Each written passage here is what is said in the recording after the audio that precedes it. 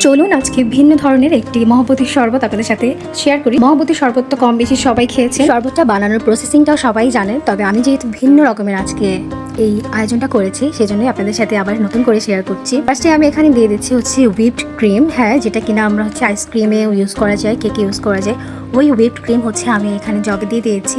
And তারপর হচ্ছে আমি এখানে গুঁড়া দুধ ইউজ করছি, সুগার ইউজ করছি। এখানে আমি ক্রিম এখানে 1 কাপের মতো নিয়েছি আর গুঁড়া দুধ নিয়েছি প্রায় 1 কাপের মতো। তারপর হচ্ছে সুগার দিয়েছি একটু কম পরিমাণে, যেহেতু হুইপড ক্রিমে মিষ্টি আছে সেই জন্য। তারপর হচ্ছে পরিমাণ মতো পানি দিয়ে কিন্তু আমি ভালো করে এটাকে মিক্স করে নেবো যেন কোনো লাম্পস বা কিছু না থাকে।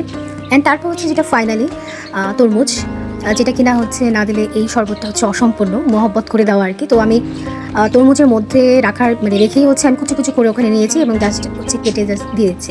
আমার কাছে মনে হয় এই প্রসেসিংটা সবচেয়ে ইজি লাগে আমার কাছে, দ্যাটস ওয়াই আমি এভাবে করেই বানাই। আর তারপর হচ্ছে একটু ভরেই দেবেন, একটু বেশি করে হচ্ছে তরমুজটা ট্রাই করবেন। আমার তরমুজটা কিন্তু একটু পিঙ্কিশ কালার ছিল, মানে পকি তরমুজ ছিল আর কি। আর একটা এখন নাম হয়ে গেছে রসমালাই, তারপর হচ্ছে মধু, অনেক নাম হয়ে গেছে এটার। তো যাই হোক, এটা আই থিঙ্ক নেক্সট বাংলাদেশে হচ্ছে আমাদের জাতীয় ফল হিসেবে ধরা হবে মেবি। তো যাই হোক, ভালো করে আমি মিক্স করে নিচ্ছি। ট্রাস্ট মি, এই যে শরবতটা মহব্বতী শরবত, এটা হচ্ছে ডিফারেন্ট স্টাইলে, রুয়াবজা ছাড়া, যাদের রুয়াবজা পছন্দ না, কিন্তু আমার মতে যারা হচ্ছে রুয়াবজা পছন্দও করেন তারাও একটাবার হলেও ট্রাই করবেন, কারণ এটা এত এত মজা একটা রেসিপি। এটা যদি আপনারা না বানান, একবার করে হলেও আপনারা হচ্ছে বানাবেন এখানে। তো আমি এখানে পরিমাণ মতো হচ্ছে বরফ কুচিও দিয়ে নিব।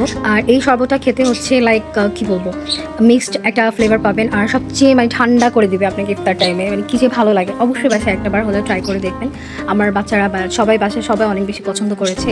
রেসিপি ভালো লাগলে লাইক অ্যান্ড ফলো করতে কিন্তু ভুলবেন না, আর সাবস্ক্রাইব করার অনুরোধ রইল। আল্লাহ হাফেজ।